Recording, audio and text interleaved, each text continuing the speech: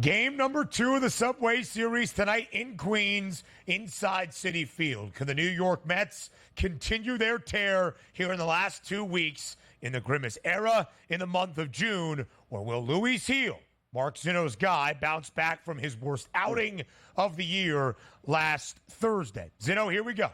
Yankees, Mets, once again. As was the case yesterday with Garrett Cole getting the start for the Pinstripes, the Yanks were a road favorite, albeit in Queens. Same story with Luis Gil on this Wednesday evening. Will Gil be better? Will it lead to a series split in the Subway set? I mean, if he's not, you have to start to wonder, what Luis Gil is against legitimate competition. Now, again, objectively, I'm not taking anything away from him because he was great. But I brought this up to you guys before that when they matched up against the Dodgers on that Sunday night, leading into that series, I bet on the Dodgers in that Sunday night game, even though the Yankees ended up winning it, or that weekend game, whatever it was, because I said, look, if you look at the rash of lineups that he has faced as of late, Minnesota, the Angels, the White Sox, the Mariners, the Rays, that's not like top 10 teams in OPS and WRC plus that produce a ton of runs. Again, he pitched really well, but he pitched against the Dodgers, the Red Sox, the Orioles in the last 3, and you got a mixed bag of results. So it's fair to say that if the Mets are as good as their offense has indicated over the last 2 weeks, that he might not have this 6-inning, 1-run kind of start where he looks nearly unbeatable, like you saw in the last 3 starts. So it really is a big-time start here for Gil to test what he really is made of. And for a guy that was, less than 3 weeks ago in the Cy Young favorite, we're starting to see some of that shine come off him a little bit, justifiably so.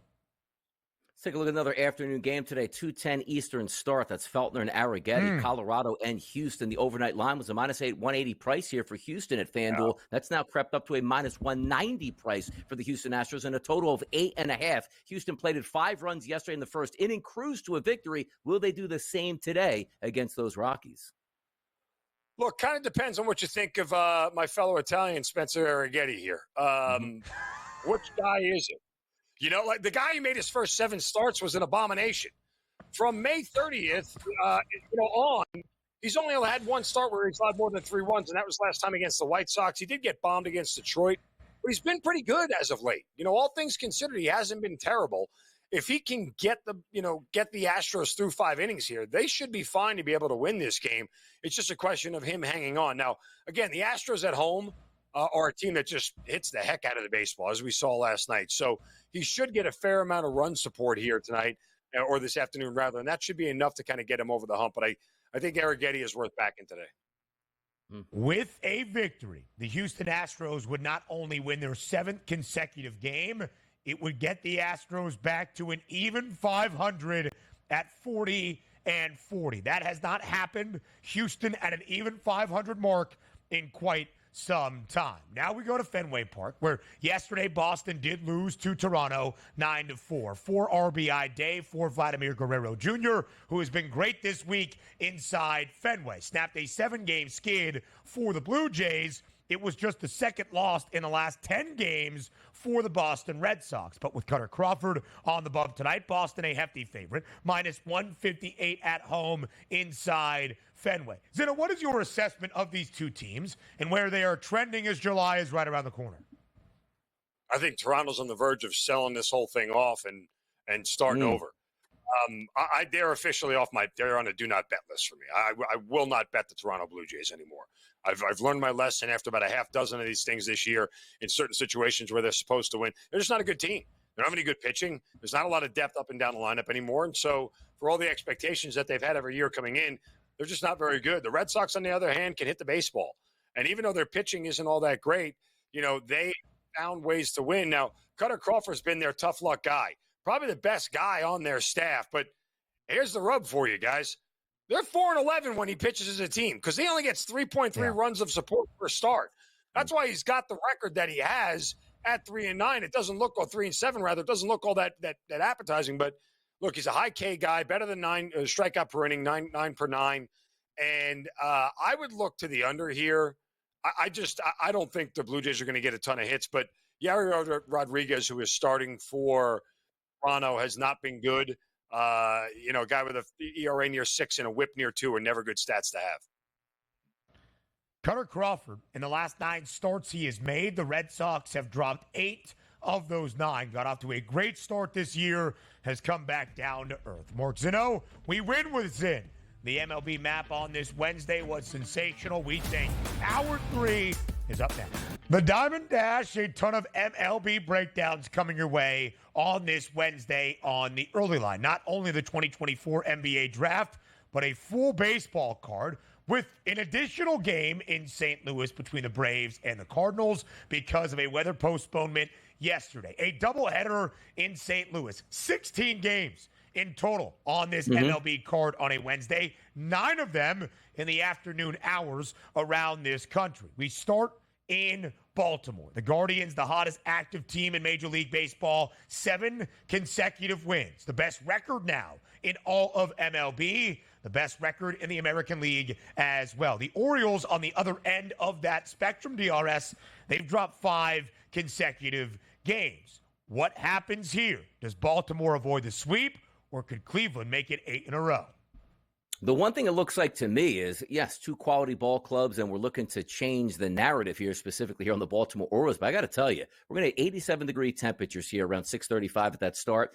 Some rain in the forecast, which means thunderstorms. That's normal for this time of the year, but also 10-mile-an-hour winds blowing out. If we take a look, and before we actually go over the pitchers themselves, let's look at these batting arrangements today. Let's just take a look at the Guardians that have been red hot at the plate. Grayson Rodriguez is on the mound. We'll get to him in a second, but he's a right-handed pitcher. Against right-handed pitching over the past 30 days, you take a look at Andres Jimenez, batting number 2. Low ISO, low weighted on base percentage. The final guy in that order we expect tonight will be Bo Naylor, the catcher, a left-handed batter, low weighted on base percentage. Everybody else has elevated numbers. That's a great sign for this game tonight. If we flip it over to the other side, the Baltimore Orioles, who I told you yesterday, going up against a pitcher, let's just say a left-handed pitcher, don't match up all that well or haven't been hitting that well over the past 30 days. Carrasco's a right-handed pitcher on the mound today. You take a look at this lineup. Outside of Cedric Mullins, 292 weighted on base percentage, 8 batters that we anticipate to be in the lineup, all above average here. So runs should happen, but that's also why you're seeing that total of a 9.5. Now, if we take a look at Carlos Carrasco on the season, a weighted on base percentage here of 355, an ISO of 206 combined between lefty and righty batters. You take a look at the past 30 days for Rodriguez, 128 batters he's faced, a 164 ISO, which is right around average, and a weighted on base percentage, which is right around average, but he does tend to give it up to right-handed batters here. These batters are too good on both sides. You saw runs yesterday. I think we get runs again today.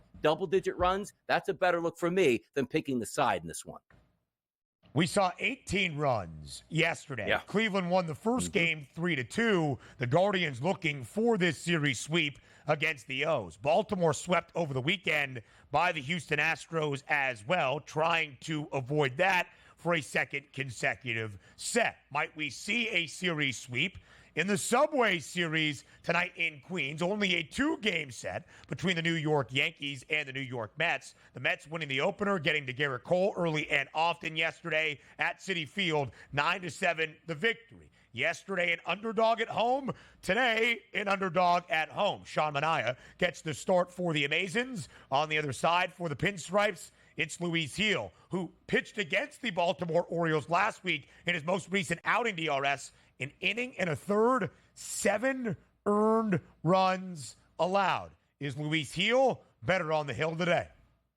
We expect him to be better, but again, there's no long track record on Luis Gil for 10 years going, hey, man, he's got great bounce-back numbers here. We'll see if that factors in. And also, the red-hot Grimace Mets, you take a look at them over the past 30 days against right-handed pitching. They have been filleting, Ben, those pitchers here. The only 2 guys that are struggling, Jeff McNeil and Tyrone Taylor. Everybody else, very, very good numbers. Now, also keep in mind tonight, we are playing in similar conditions that we saw yesterday. Low 80s at the start, 10-mile-an-hour winds blowing out the dead center field, but some thunderstorms that are in the forecast. But if we are looking at that Yankees lineup going up against a lefty, they've done particularly well, including those first 4 batters. Volpe, Soto, Judge, and Torres do have some really nice numbers against lefties, but that lineup gets a little shaky after that. Verdugo, Davis, LeMahieu, Trevino certainly haven't had all that many at-bats and haven't had any quality at-bats against left-handed pitcher. If we're just looking at, if we take out that last start, right, like, oh my God, it's going to be the Yankees by a mile. Like, Gil's been tremendous, and Manaea is a guy that we can't trust. That's not necessarily the case, but I will trust in this. this. I don't think what we saw to Luis Gil for his first starts, as opposed to his last starts, was really a mirage. Like, eventually they're going to catch him. His analytical numbers and also his regular numbers, ERA-wise, were fantastic. Minaya, last 30 days, a 205 ISO and a 335 weighted on base percentage through 86 at-bats combining between lefty and righties here. That could be an issue. I do expect a bounce-back performance tonight for the New York Yankees against the Mets in the Subway Series.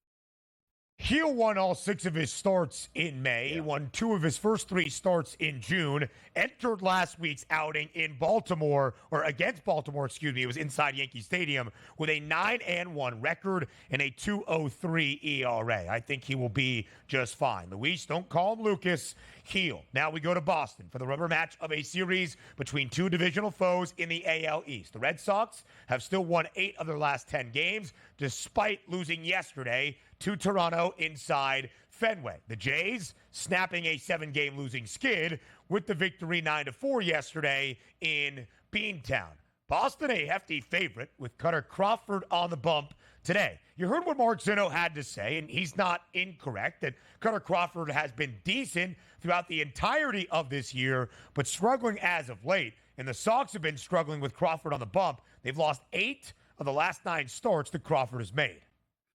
Yeah, and by the way, you're taking a look at some of Crawford's numbers right now. Last 30 days, 274 ISO power number through 124 batters faced at 327 weighted on base percentage. Crawford is a right-handed pitcher, but take a look at what he's done against lefties. That gets elevated on those numbers I just talked about. 64 lefties he's faced over the past month, 350 ISO, 356 weighted on base percentage. So the issue is here, what type of lefties are we going to get and be able to trust in that lineup today for the Blue Jays? Spencer Horwitz does have very good numbers to his last 50 at-bats against right-handed pitching. He might be able to be in your lineup, but it looks like Barger there and Kiermaier, not great numbers all throughout. Now, we are looking at some weather conditions, which once again are going to include thunderstorms, but 80-degree temperatures and a wind blowing out to dead center field at Fenway usually poses some dangers there to pitchers. Now, if you look at that other side for Toronto, we might be getting a bullpen game and or an opener here with Rodriguez. Right. Not a lot of statistics to lean on, so you're just trying to take a look at how much you actually like that Boston lineup, and I do like it quite a bit. However, it's hard to handicap a game full game and say, well, I like Toronto, even though I don't really know how long those pitchers are going to go. So if I'm just using this,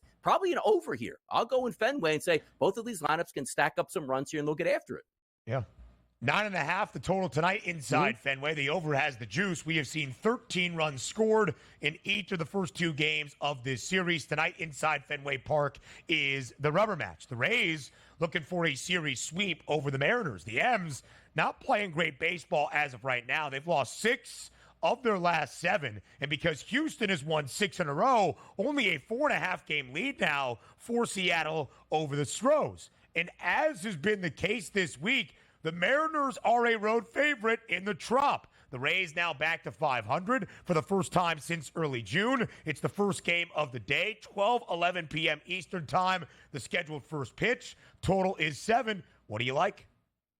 Yeah, you take a look at that 7.5 number, probably leaning towards an under, even though yesterday you did have an over. Early game start, and as Ben pointed out, a noon, 12:10 start here, so coming up in just a few hours. Kirby has very, very good statistics over the past 30 days. 120 batters he's faced, a 103 ISO power number, which is fantastic, a 242 weighted on base percentage, and also he's been dominant between lefties and righties, being that Kirby is a right-handed pitcher. Walk rate for him, 2.5% over the last month. Strikeout rate, Ben, 27%. He should be able to do enough to put Seattle in. But the question is going to be, what offense are we getting here out of the Seattle Mariners? And they are tumbling as of late. The one thing you can look forward to is Pepio's on the mound. He does have elevated numbers, a 248 ISO and a weighted on base percentage of 362. Even though that lineup doesn't present well right now on a day-to-day basis for the Mariners, I do think you have the better pitcher on the mound, and you are in dire straits to pick up a victory. And I think the better pitcher should be able to carry the day. The Mariners should be able to get off the carpet today and get a W, Ben.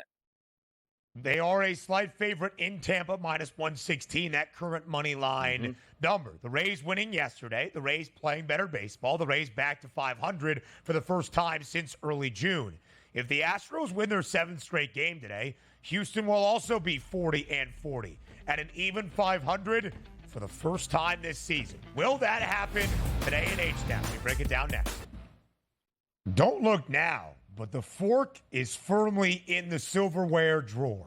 The Houston Astros have won 8 of their last 10 games, including 6 victories in a row. if the Houston Astros, as they are favored to do at a pretty hefty price, beat the Colorado Rockies, one of the worst teams in MLB, at home today, the Astros DRS will be an even 500, 40-40 for the very first time this year. The odds say it will happen. What does Donnie say?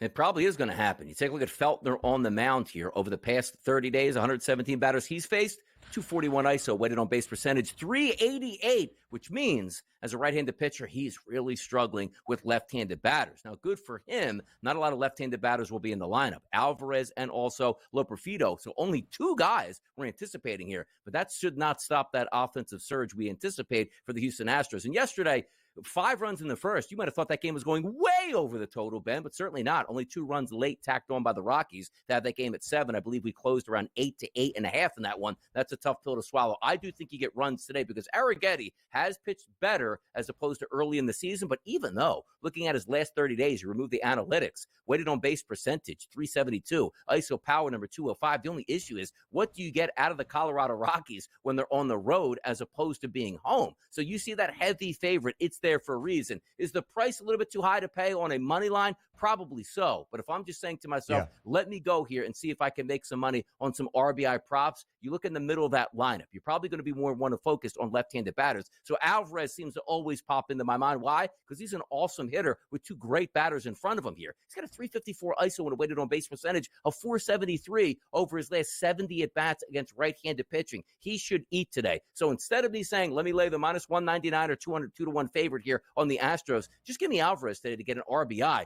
Guys should be on base, and he should be knocking them in today. The Rocks, 27-52 this year. That's the worst record in all of the National League, the worst record in all of the major leagues. That's the Chicago White Sox, 21-60, in danger of being swept by the LA Dodgers. The Dodgers, a road favorite today, as you would expect, minus 184. It was close yesterday. LA started the game with a leadoff home run from Shohei Ohtani, 24 this year, most in the NL.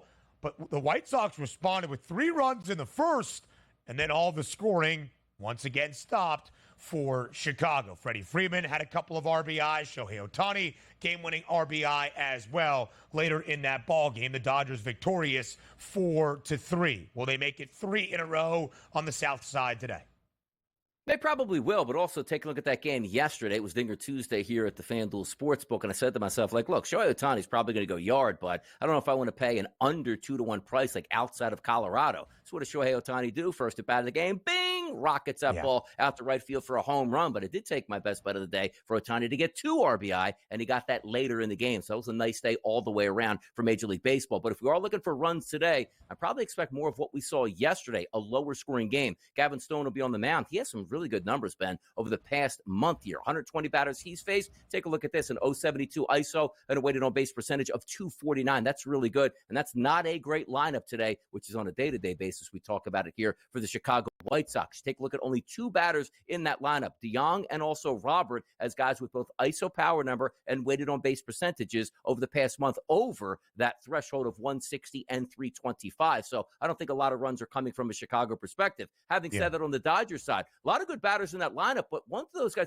like we talk about sometimes Ronaldo Lopez, right? When he came from the White Sox, just a terrible pitcher, gives up home runs. He's not really good. Eric Fetty was a really bad pitcher for a long time for the Nationals, but look at these numbers. 389 batters he's faced this year, Ben, a 136 ISO and a weighted on base percentage of 288. That's a pretty good sample size. Give me the under in this game in the Windy City today. 8.5 that total in Chicago. Now we go from Chicago to Detroit. Rubber match today in this midweek set between the Phillies and the Tigers. Tarik Skubal, sensational yesterday to even this series at 1 game apiece for Detroit. Bryce Harper did hit his 5th home run in the last 6 games, and the Phils a road favorite today. Spencer Turnbull makes his return to Detroit, where he spent the entirety of his MLB career before joining the Phils this year in 2024. Who wins the rubber match, Philadelphia or Detroit? Afternoon action, about 80 degrees at first pitch, wind blowing out to left field at 7 miles an hour, so some decent hitting conditions today. Here's the issue. Spencer Turnbull's going back into that starting lineup. He was nothing short of sensational when he was there through the first part of the season before giving way to Taijuan Walker. But if we are looking at his numbers, 212 batters on the season, very good ISO, very good weighted on base percentage. If we only take a look at the 22 left-handed batters that he's faced in the last month, he's had an issue with those. But that's not a great sample size here. And certainly the one thing we know, that's not a great roster for the Detroit Tigers. So if you are saying Spencer Turnbull has a chance to maybe give it up a little bit against left-handed batters, there's not great batters there. Riley Green probably should be in your forecast. Baddoo maybe, but outside of that, it's not a great lineup. So if I'm just going to lean on the Phillies have a better 1 through 9 and possibly the better pitcher on the mound today, they should be able to bounce back in their performance. But also, I'm not going anywhere and saying to myself, well, I think the Phillies will bounce back with a ton of runs. There's another lefty on the mound today that does have some decent statistics that they haven't seen this pitcher before. So probably an under in the forecast, but a Phillies victory, much like I thought yesterday, which ended with an under, but a Phillies loss. The Texas Rangers trying to avoid a sweep today at the hands of the Milwaukee Brewers in Wisconsin. Texas entered this midweek set winners of 4 in a row, starting to find that World Series form. Not the case this week against the Brew Crew. The Brewers, though, a home underdog against Nathan Eovaldi and Texas. Milwaukee looking for the sweep, but an underdog. What do you like today between the Brew Crew and the Rangers? I got to do some work on this one because, again, just seeing some of the pitchers that pop up without any statistics, like Dallas Keuchel, I believe, is supposed to be the scheduled starter here for the Milwaukee Brewers. I mean, for years, while he was, first of all, for years, he was a great pitcher in Major League Baseball, but then sort of when I throw a fastball like 83 miles an hour and everybody is tanking me, this is an interesting starting spot for the Brewers. So it's actually hard to gauge what I think I'm going to get out of the Texas Rangers bats. But if you're just going with the law of averages, I know you might be getting a bad pitching performance, but the Texas Rangers really haven't rose up at the plate here for us. So I'm just going to look at the better pitcher on the mound today, who I think is the Rangers' Nathan Eovaldi, and I'll go with the Rangers at this point. But I got to do some digging on Keuchel. I'm going to have some opportunities here to get some RBI on the opposite side. The Rangers still 5 games below 500, with the Mariners coming back down to earth in the American League West. Can they get hot at the right time? We shall see. More daily MLB plays and a best bet up next.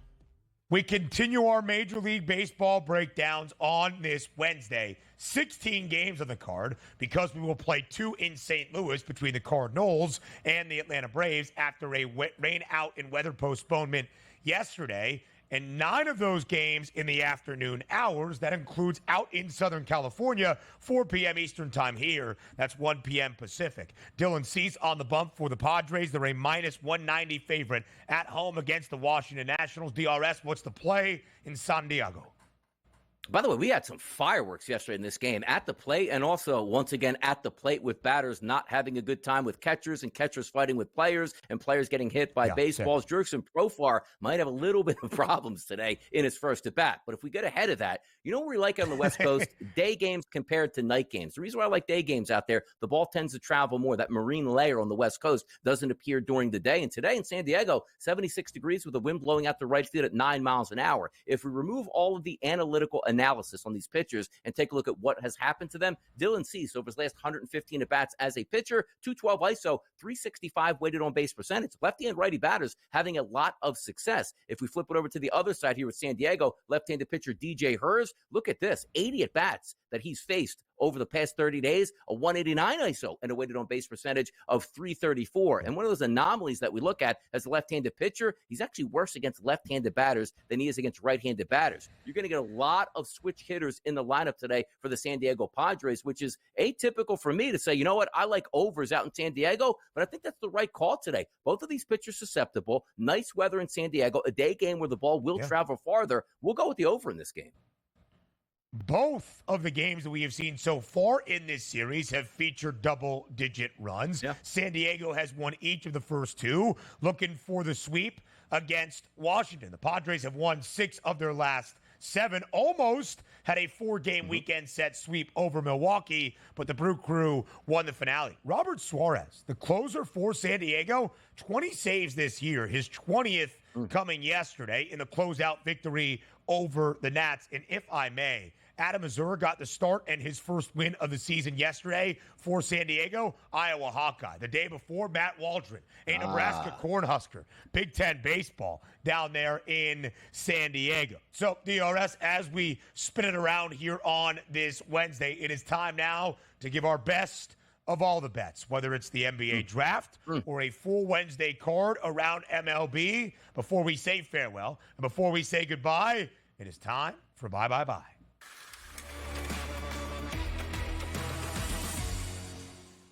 16 games, technically, to choose from with a doubleheader today in St. Louis between the Braves and the Cardinals. I've got a feeling, unless you surprise me in a large way with an NBA draft best bet, you're looking at the baseball diamond. Yeah, a little bit like best bets. We like to have a little bit of added intrigue. The Bronny James already took him here. You know he's going to go to the Lakers. Sign that up at the FanDuel Sportsbook. We're already in there. That's just bonus coverage right now. Let's take a look at Major League Baseball. We already talked about this game. It's Cleveland and Baltimore. Hot, muggy conditions at Camden Yards today. 87 degrees at first pitch. 10-mile-an-hour winds blowing out the center field. Two susceptible pitchers on the mound versus two really good lineups here. We're going to get some runs today, people. Over 9. 9 gets you the tie. 10 gets you the victory. That should happen tonight in Baltimore. It's where I'm going. I like the look, DRS. The Orioles need to snap a 5-game skid. Cleveland has won 7 games in a row. The Guardians now, the best record in all of MLB, 51-26, a 6.62 win percentage. Yeah, sure, New York, being the Yankees, and Philadelphia have more overall wins with 52, but more losses than the Guardians. Cleveland, the best team in baseball at this moment.